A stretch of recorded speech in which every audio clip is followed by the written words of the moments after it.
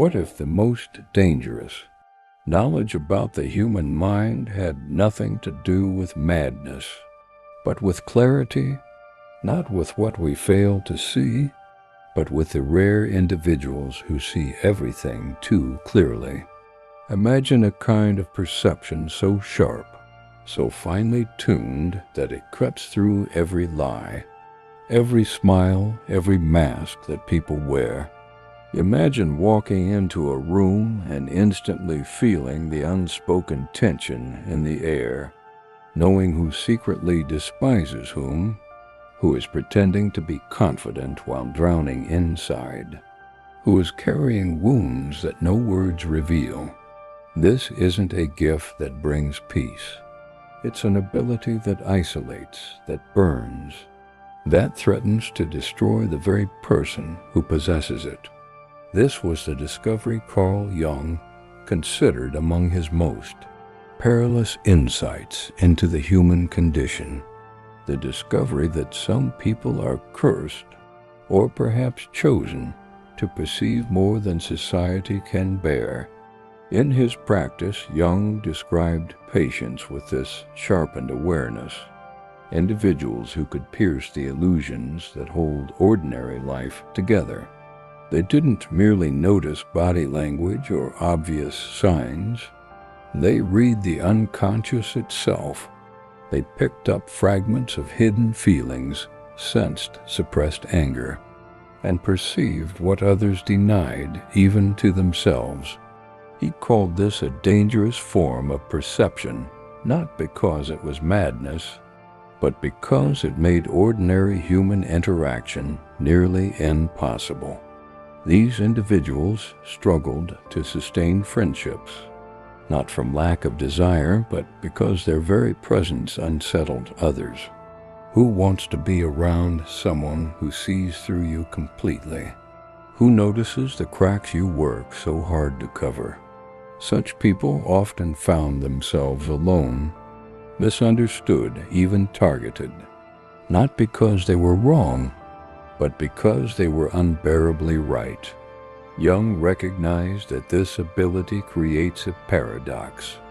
On one hand, it is a higher development of consciousness, a kind of advanced sensitivity to psychological reality.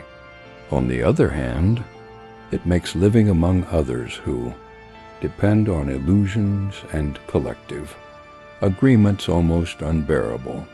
He once wrote that the greatest danger is not perception itself, but the isolation that follows when one becomes a mirror society cannot stand to look into.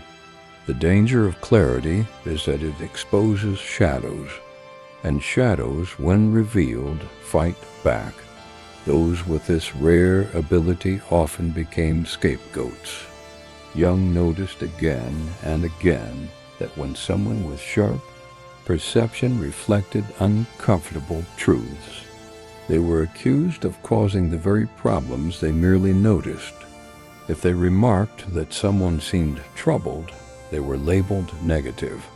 If they pointed out cracks in a relationship, they were called judgmental.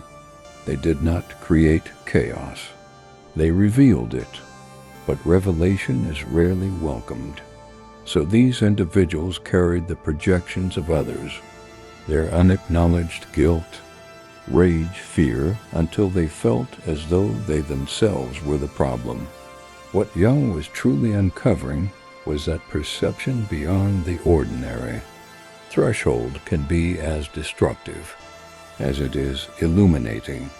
To perceive the unconscious directly is to step outside the fragile equilibrium that makes social life possible. Society runs on silent agreements: to look away, to ignore, to pretend. The one who refuses to play along becomes a threat. Families, communities, even entire cultures often need someone to blame for the truths they cannot accept. The sensitive one, the intuitive one, becomes the sacrifice. But not all who see fall into ruin. Some, Jung discovered, learn to integrate this overwhelming vision. They recognize that to see into others, they must first learn to see into themselves. Without shadow work, without confronting the darkness within, the gift of perception turns into torment. The clearer you see others' hypocrisy, the more unbearable your own becomes if ignored. The clearer you see another's rage, the more violently it disturbs you if you deny the rage within yourself. That is why Jung insisted that clarity without self-integration leads to collapse.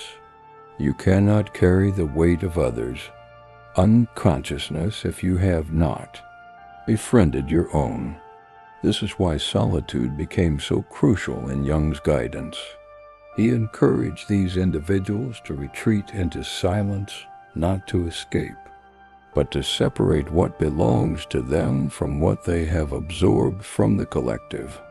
Only in solitude can one learn to discriminate between one's own soul and the borrowed storms of others. He taught that the first step toward survival is learning to say, "This fear is mine. That sorrow is not." Without this inner boundary, the self dissolves into the chaos of the world. And so the danger of Jung's discovery becomes also its promise.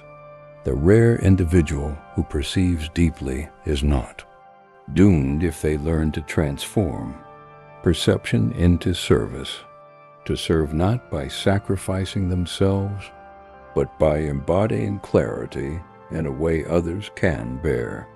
The privilege of such a life, Jung wrote, is to become who you truly are, not half blind, not comfortably numb, but awake, alive, painfully aware, and yet still able to love, to create, to connect. Perhaps you recognize yourself in this description. Perhaps you have felt the exhaustion of seeing too much, of carrying truths others refuse to acknowledge. Perhaps you have been made into a scapegoat, blamed for the very fractures you could not help but notice. If so, understand this: your perception is not a curse, but it is not yet a gift either. It becomes a gift only when you learn to integrate it, when you learn to carry it with wisdom instead of compulsion, when you realize that you were not meant to see less, but to see more wisely. The world does not need you to dim your vision. It needs you to refine it.